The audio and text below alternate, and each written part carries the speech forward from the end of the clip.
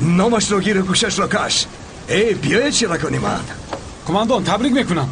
تشکر زیاد. ببخشید که دیر کردیم، راه محکم بود است. مشکلی نیست، ما از هوا خال کردیم، خواطر نشو. باردارید اویستا بچه میکشم. سراش من نشوید. با من چیزی نشده است، خوبم.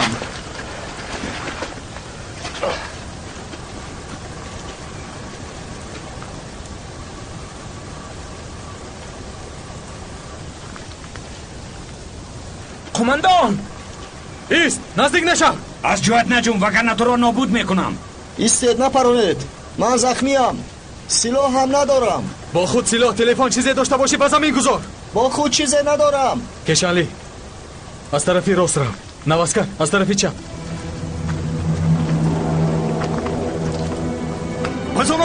بزانو.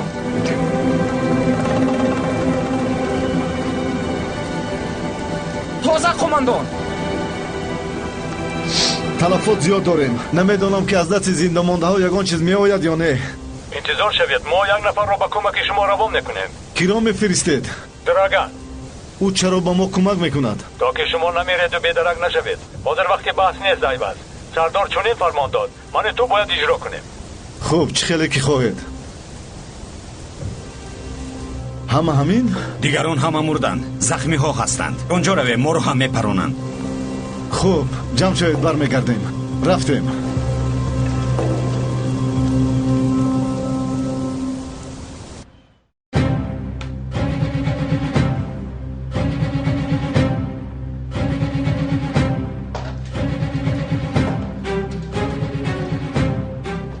اوه، کی ها آمدند؟ خوش آمدید. تشکر. این چیست؟ توفه خردکک در سال نو. شعر برای من تیار میکند. تا سال نو حالا وقت زیاد است. همه با نوبت میروند. بمب است. J4 به نهایت گران میستد. یگان تا ارزان ترش را نمیابید. این طور بهتر است. یگان تا ارزان ترش را یابید.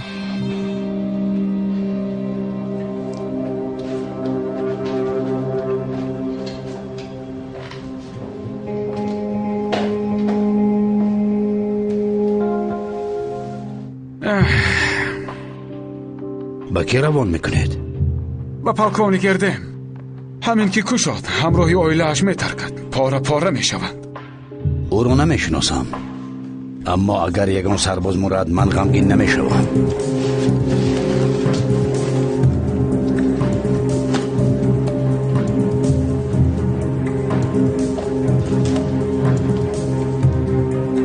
این تیار است. عالی.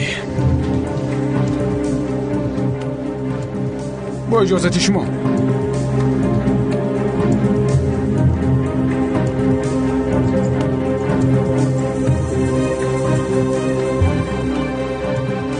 این را با پاکانی گردم کشمز روان کنید. احتیاط شوید. خواطر نشوید.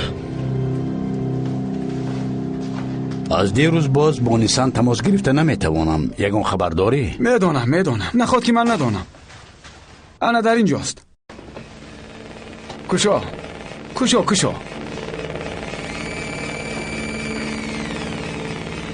خانم نیسان است؟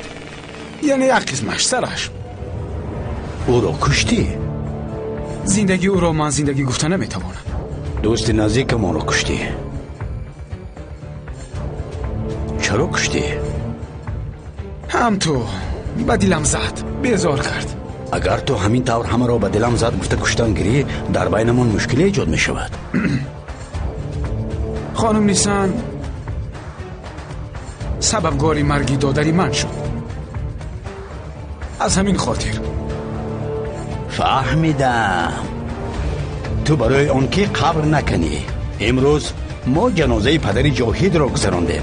20,000 لیر. آنها برای گوراندن 20,000 لیر دادن. تا جایی که فهمیدی مردن از زیستن گرانتر افتاده ایستاده است. ولی من با خانم نیسان نقشه های زیاد داشتم. میدونم. من آگاهم. اکنون این کارها را من پیش میبرم. من از پس کار باری خودم هستم، به من فرق ندارد. از این پس تمامی مسئولیتی گروه به دوشی من است. راهبر آگاه است. البته که آگاه است.